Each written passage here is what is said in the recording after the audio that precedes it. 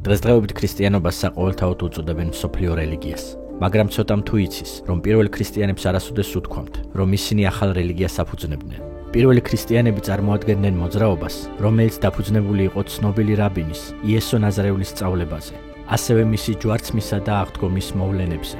მიუხედავად იმისა, რომ მოგვიანებით მიმდევრებმა ქრისტიანობა თვალთმაქცობით, ძალადობით და ფანატიზმით შებრალულ რელიგიად აქციეს. პირველი მოწაფეების ცხოვრება გამოირჩეოდა თავდაბლობით, მშვიდობის მოყარეობითა და მოყვასზე ზრუნვით.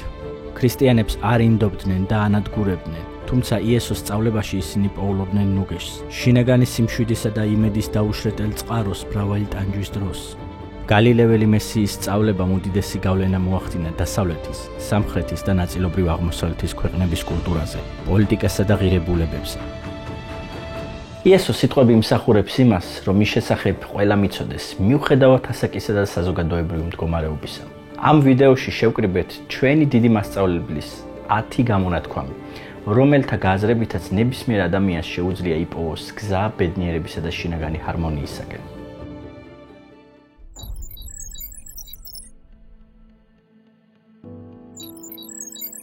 ჩვენ ისეთ მსოფლიოში ვცხოვრობთ, სადაც ზოგი ფუფუნებით ტკბება, ზოგი კი ყოველდღე იბრძვის გადარჩენისთვის. ზოგჯერ შეიძლება მოისმინოთ, რომ ესა თუ ის ადამიანი გახდა უხეში, ამორალური ან სასტიკი იმის გამო, რომ მძიმე გარემოებაში აღმოჩნდა. თუმცა იესო, რომლის ცხოვრებაც საკმაოდ მკაცრ პირობებში მიმდინარეობდა, ასწავლიდა, რომ ადამიანმა არ უნდა ეძებოს თავისი ამორალური ქცევის მიზეზი სიდუხჭირეში, გარშემო მყოფ ადამიანებში და სხვა გარე ფაქტორებში, რადგან სინამდვილეში ეს მდგომარეობა მის შიგნით წარმოიშვება. ვინაიდან ადამიანის გულიდან გამოდის ბოროტი ზრახვანი, სიძვანი, ქურდობანი, მკვლელობანი, ბრუშობანი, ანგარებანი, მზაკვრობანი, ვერაგობანი, გარყვნილებანი, შურიანობა, გმობა, ამპარტავნება და უგუნურება. ყველა ეს ბოროტება შიგნიდან გამოდის და ბილწავს ადამიანს. ბოროტება იბადება და გამოდის ადამიანის გულიდან. ამიტომ მას არ შეიძლება ჰქონდეს რაიმე გამართლება. ყოველდღე გონებაში შეიძლება გაიელვოს მრავალმა აზრმა და სურვილმა, როგორც კარგმა, ისე ცუდმა. თუმცა, სწორედ ჩვენ ვირჩევთ დავეთანხმოთ ამა თუ იმ აზრს. მივცეთ მას ფესვების გადგმის საშუალება ჩვენს ცხოვრებაში, თუ უარყოთ ის და გადავერთოთ სხვა რამეზე. ამიტომ, თუ აღმოაჩინე, რომ შენი ცხოვრება ეშვება ფსკერზე და ტკივილს აყენებს გარშემომყოფებს, თუმცა არ გსურს, რომ ეს გაგრძელდეს, მაშინ შეწყვიტე თავის მართლება და ჩაიხედე საკუთარ გულში, რადგან ყოველივე ამის მიზეზი სწორედ იქ იმალება. ასე შეგიძლიათ არა მხოლოდ აღმოაჩინოთ საკუთარი პრობლემის მიზეზი, არამედ დაიწყოთ ცვლილებები უკეთესობისაკენ. სიმართლე რომ ვთქვათ, იესო მთელი თავისი ცხოვრება სწორედ იმას მიუძღვნა, რომ ადამიანთა გულები გამხდარიყო სუფთა და განთავისუფლებულიყო ბოროტებისაგან.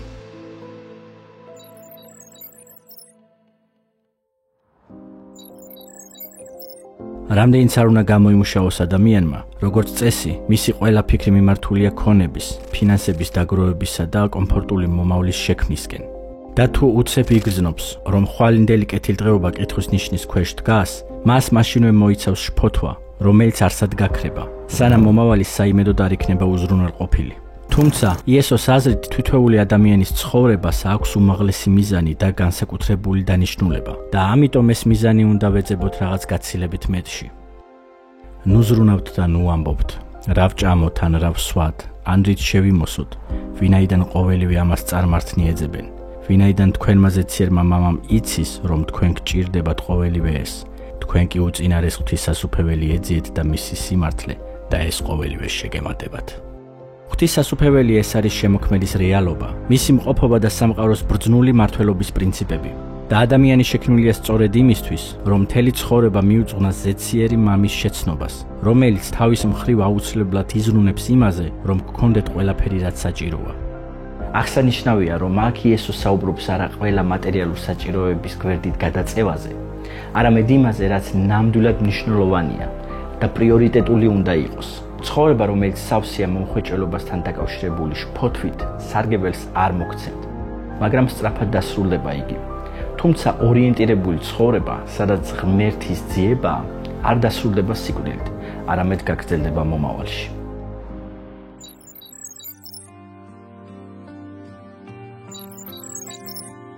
ღალატი, განქორწინებები, გატეხილი გულები და უბედური ბავშვები.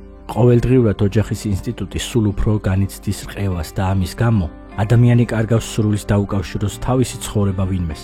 მაგრამ რაში მდგომარეობს მტკიცე ოჯახის საიდუმლო? ამ საკითხში შენს შეხედულებას გადამწყვეტი მნიშვნელობა აქვს. ოჯახურ ცხოვრებაში პრობლემები სწორედ მაშინ იწყება, როცა შენ წყვეტ მეორე ნახევრით აღფრთოვანებას და გადაგაქვს მზერა სხვა ადამიანზე. მე კი გეუბნებით თქვენ, რომ ყველა ვინც ქალს გულის თქმით უყურებს, მან უკვე იმრუშა მასთან თავის გულში. ღალატი ყოველთვის გულში იწყება, ხოლო გზა გულისაკენ თვალზე გადის. ამიტომ, თუ გსურს შეინარჩუნოს სიყვარული მთელი ცხოვრების განმავლობაში, შეინარჩუნე შენი მზერა მასზე, ვინც მთელი თავისი არსება მოგიწყდა. დატკბი მისი ცქერით, აღფრთოვანდი მისით, დატკბი როგორც ეს ქორწინებამდე ხდებოდა და უცხო ვერასოდეს შემოიჭრება თქვენ შორის. ამრიგად, რაც ღმერთმა შეაუღლა, კაცი ნუ განაშორებს მათ.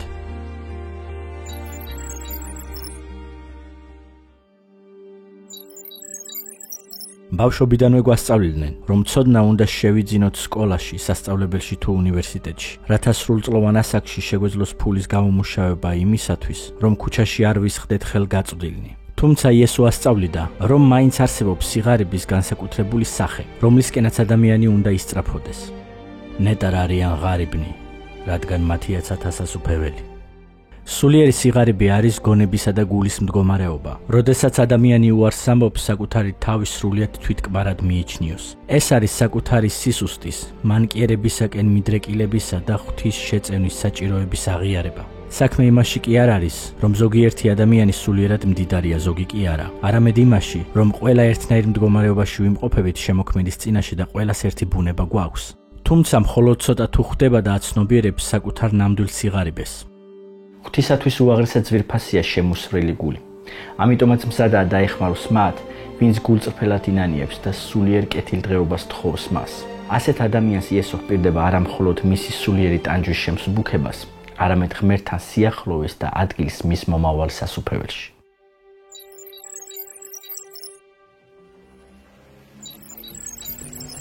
დარტყმას უნდა მოყვეს დარტყმა, შეურაცხყოფა, მკვლელობას კი მკვლელობა. ცხოვრების განმავლობაში ადამიანი სწრაფად სწავლობს, რომ ყოველ აგრესიულ ქმედებას მის მიმართ უნდა მოყვეს ღირსეული და თანაბარი პასუხი. ტერი უნდა დაისაჯოს ისე, რომ მიხვდეს თავის შეცდომას და არასოდეს გაბედოს თავისი საქციელის გამეორება. შესაძლოა, ბოროტებასთან ბრძოლის ეს გზა ბრძნულად და სამართლიანად მოგვეჩვენოს. ვინაიდან ასეთ შემთხვევაში ბოროტმოქმედი დაფიქსდებოდა და უკან დაიხედო თავისი ჩანაფიქრის სახსრულებისაგან. თუმცა რატომღაც სკოლებში დღემდე გავრცელებულია ბულინგი. ადამიანებს შორის მუდმივად წარმოიქმნება ახალი კონფლიქტები, ხოლო დამნაშავეები სასჯელის მოხდის შემდეგ განთავისუფლებისას ხშირად კვლავ უბრუნდებიან ძველ საქმეებს. სრულიად გასაგებია, რომ ბოროტებასთან ბრძოლის მოცემული სქემა უბრალოდ არ მუშაობს, ხოლო იესომ თავის მოწაფეებს სიძულვილზე გამარჯვების სრულიად სხვა გზა განუცხადა.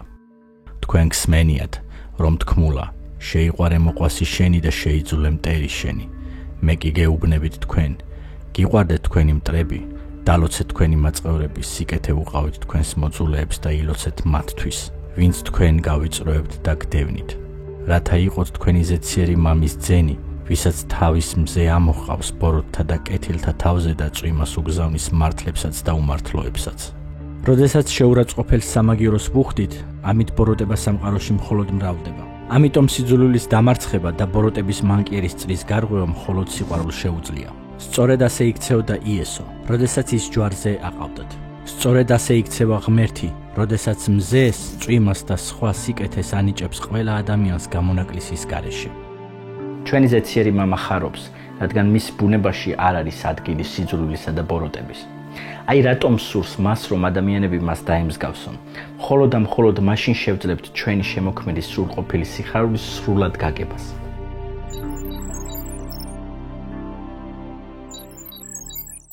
ადამიანი უშუალოდ იბადება იმ იდეით, რომ თელმა სამყარომ მის გარშემო უნდა იტრიალოს. მშობლებმა უნდა მიყიდონ საუკეთესო სათამაშოები, მეგობრებმა უნდა გაიზიარონ ჩემი აზრი, ხელმძღვანელობამ უნდა დააფასოს ჩემი პოტენციალი, კოლეგებმა უნდა აღიარონ ჩემი დამსახურებები, ხოლო ჩემმა მეუღლემ ყველაფერში უნდა მაამოს. თუ ყველაფერი ჩემი ნებასრულის მიხედვით მოხდება, აი მაშინ ვიქნები ნამდვილად ბედნიერი. ასე ფიქრობს უამრავი ადამიანი. თუმცა იესომ ადამიანის მოთხოვნილებების ღრმა გააზრებიდან გამომდინარე, სრულიად უარყო ბედნიერების ის მოდელი, რომლის ცენტრშიც დგას ჩემი საკუთარი მე.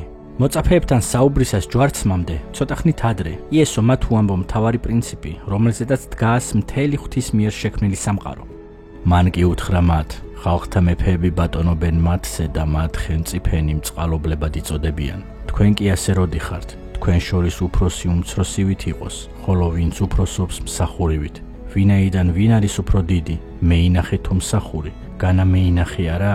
მე კი თქვენ შორის ვარ როგორც მსახური. ღვთის სამყაროში არ არის ადგილი ეგოიზმისთვის. მაშინ როცა დედამიწაზე ღირებულებების რღვევაა.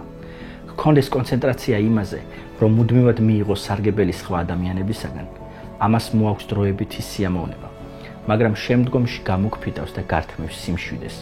თუმცა ცხოვრება, რომელიც ხვებზე ზრუნვას ეძღვნება და სადაც პირადი სარგებელი უკანა პლანზე გადადის, დასაწყისში შესაძლოა მძიმე იყოს, თუმცა საბოლოოდ სულიერ სიმშვიდესა და ნამდვილ ბედნიერებას გჩუქნის. თუ ყველა ადამიანი იზრუნებდა თავის ახლობელზე, ჩვენ საზოგადოებაში არ იქნებოდა მშიერი, მარტოსული და უბედური ადამიანები.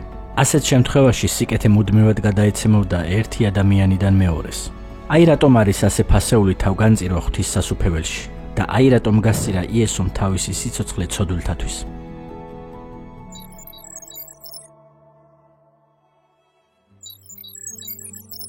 იმისათვის რომ დავტკბეთ ცხოვრებით, გქონდეს მყარი ჯანმრთელობა, შევქმნათ ჰარმონია ჩვენს ოჯახში და სიკეთე მოუტანოთ გარშემო მყოფებს. პირველ რიგში ადამიანმა უნდა განუტევოს ყველა თავის წყენა.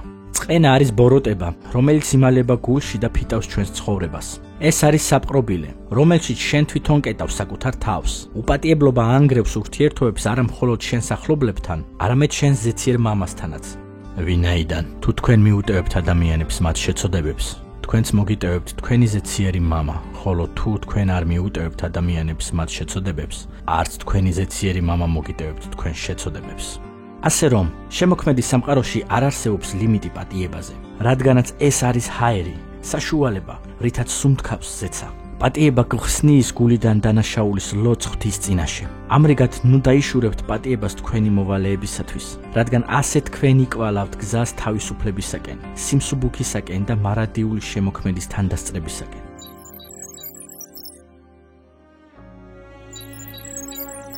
იმის მიუხედავად, აცნობიერებს თუ არა ამას ადამიანი, სამყაროში არსებობს ძალა, რომელიც ცდილობს ჩვენი ცხოვრება აავსოს ტანჯვით და შემდეგ გაანადგუროს. ბიბლია მას უწოდებს ზეშმაკს და სატანას.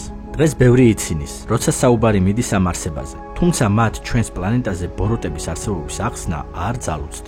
სკეპტიკოსებისგან განსხვავებით, იესომ ზუსტად იცოდა, რა ძალასთან ჰქონდა საქმე. ის სწორედ ამისთვის მოვიდა, რომ განელია ბნელი ბოროტის საუფრო და წაერთმია უზურპატორისათვის მისი ძალა უფლება.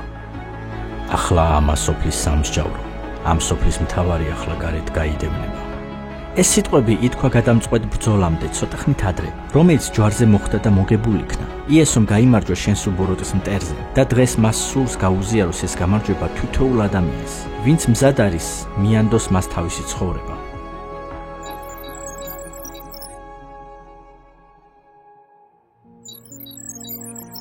სამსახურში გადაწვა, ფინანსური უკმარისობა, დაუსრულებელი გადასახადები, დაუმორჩილებელი შვილები, მოულოდნელი ავადმყოფობა და გაუგებრობა ახლობლებთან ურთიერთობაში. ყველაფერი ეს გვირყევს წონასწორობას და მძიმე ტვირთად აწვება ჩვენს გულს.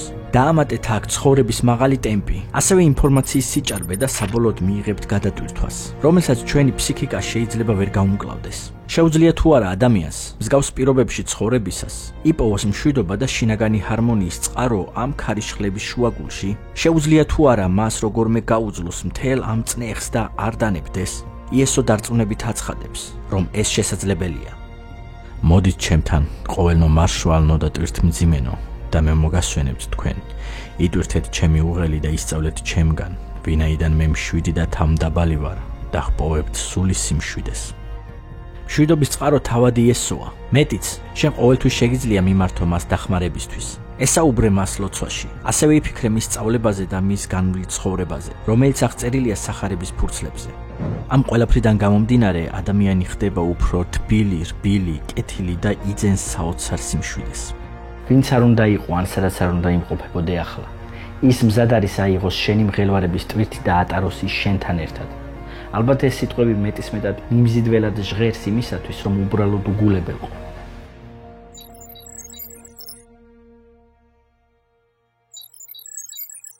სისხლიანი ომები, მომაკვდინებელი ეპიდემიები, სტიქიური უბედურებები და მრავალი ნეგატიური საინფორმაციო გადაცემები. რა კატაკლიზმები მოხდება, პერსპექტივებს ნამდვილად ბნელი ელფერი დაკრავს და როცა უყურებ მიმდინარე მოვლენებს, ადვილია იგრძნო თავი მიტოვებულად, რომ მოკვდები უბრალოდ ყოველგვარი იმედის გარეშე. მაგრამ თუ ეს ასეა, თუ ჩვენ მიტოვებულები ვართ და ჩვენი ხვედრია ვიბრძოლოთ გადარჩენისათვის სამყაროში, სადაც არ არის მომავალი. საბედნიეროდ ეს სულაც არ არის ასე. და იესოს სიტყვები, რომელიც პაპანაკება დღეს ცივი წყლის ტოლფასია, იმედს უსახავს ყველას, ვინც მას ყურს უგდებს. ნუ შეგრთება თქვენი გული, იწამეთ ღმერთი და მიწამეთ მე. ჩემი მამის სახლში ბევრი სავანია. ასე რომ არ იყოს, არ გეტყოდით, მე მივდივარ, რათა ადგილი გაგიმზადოთ. როცა წავალ და ადგილს გაგიმზადებთ, ისევ მოვალ და ჩემთან წაგიყვანთ, რათა სადაც მე ვარ თქვენც იქ იყოთ. ასე რომ, შენ არ ხარ მიტოვებული, ღმერთს ახსოვ ხარ და მან უკვე მოამზადა შენთვის გასაოცარი მომავალი. ამიტომ არ არის საჭირო შიში, უბრალოდ მიენდე ქრისტეს, რომელიც აღთქმულ დროს დაბრუნდება შენთვის და ჩემთვის, რომ წაგვიყვანოს შემოქმედის სავანეში, იმ განსაკუთრებულ მომზადებულ ადგილას, სადაც აღმოჩნდებით ბედნიერების ახალ სიღრმეებში, ვიცხოვრებთ და შევიმეცნებთ სამყაროს და თავად შემოქმედს, სრულად უსაფრთხოების პირობებში.